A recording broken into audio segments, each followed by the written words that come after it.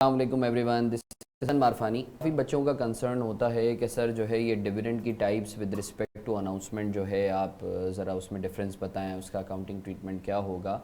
तो क्विकली हम लोग जो है इस कॉन्सेप्ट को समझ लेते हैं। देखें, डिविडेंड की एक तो है with respect to distribution type, जिसको हम बोनस और कैश डिविडेंड में बाइफरकेट करते हैं। वो इंशाल्लाह मैं नेक्स्ट वीडियो में आप लोगों को बताऊँगा। For now with respect to timing of announcement कि डिविडेंड किस वक्त पे अनाउंस होगा किसी भी स्पेसिफिक साल में, तो उसको क्या कहेंगे। तो डिविडेंड की दो टाइप्स हैं with respect to timing of announcement. एक है इंटरिम डिविडेंड और एक है फाइनल डिविडेंड। इसकी रिपरकशंस अकाउंटिंग परस्पेक्टिव से सिग्निफिकेंट है, तो इसको क्विकली हम लोग देख लेते हैं। इंटरिम डिविडेंड, अगर किसी भी साल का डिविडेंड अगर उसी साल में अनाउंस होगा तो वो उस साल का इंटरिम डिविडेंड कहलाएगा। बहुत आसान सी डेफिनेशन। फॉर एग्जांपल, अगर 2012 का डिविडेंड है और 2012 में ही अनाउंस हो रहा है तो that would be called an interim dividend of 2012। अगर 2013 का डिविडेंड है, एज्यूम कर लें मेरा ईयर एंड 31 दिसंबर 31 दिसंबर सही है, और तो स्टार्टिंग डेट क्या होगी 1 जनवरी। तो 1 जनवरी कोई भी साल है, लेट से 2013 है, तो 1 जनवरी 2013 से लेके 31 दिसंबर 2013 के दरमियान अगर तो कंपनी डिविडेंड अनाउंस करती है तो this dividend would be called interim dividend of 2013। Similarly अगर 2015 का डिविडेंड है और 2015 में ही अनाउंस हो रहा है, I am not talking about payment, announce हो रहा है, तो वो 2015 का इंटरिम डिविडेंड कहलाएगा। फाइनल डिविडेंड क्या होता है? फाइनल डिविडेंड जिस साल से पर्टेन करता है ना, वो उस साल में अनाउंस नहीं होता बल्कि उसके अगले साल अनाउंस होता है। फॉर एग्जाम्पल, अगर 2015 का ईयर एंड है, 2015 का डिविडेंड है और वो 2016 में अनाउंस हो रहा है तो वो 2015 का फाइनल डिविडेंड कहलाएगा। 2017 का डिविडेंड है अगर, तो वो 2018 में अनाउंस हो रहा है तो वो 2017 का फाइनल डिविडेंड कहलाएगा।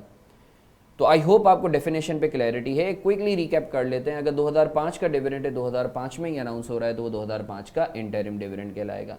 2005 का डिविडेंड अगर 2006 में अनाउंस हो रहा है तो वो 2005 का फाइनल डिविडेंड कहलाएगा। और 2006 का ऑब्वियसली कुछ भी नहीं, क्योंकि 2005 से रिलेट करता है।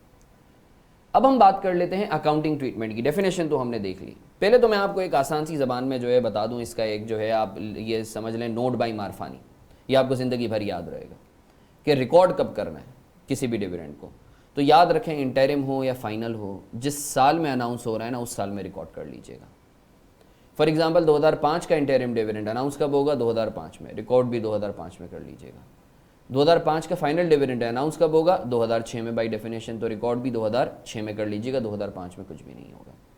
2006 का इंटरिम डिविडेंड अनाउंस कब हुआ होगा? 2006 में, तो रिकॉर्ड भी कब कर लीजिएगा? 2006 में। 2006 का फाइनल डिविडेंड अनाउंस कब हुआ होगा? 2007 में, तो रिकॉर्ड भी 2007 में कर लीजिएगा। 2006 में कुछ भी करने की ज़रूरत नहीं है। ये एग्जामिनर का फेवरेट एरिया है, जब भी जो है वो सोशी का सवाल पूछता है या कैश फ्लोज का सवाल पूछता है या फाइनल अकाउंट्स का सवाल पूछता है, तो इसकी हमेशा एडजस्टमेंट देता है। तो हमें याद रखना है कि अगर करंट ईयर का फाइनल डिविडेंड है तो वो करंट ईयर में रिकॉर्ड नहीं होगा, अगले साल रिकॉर्ड होगा।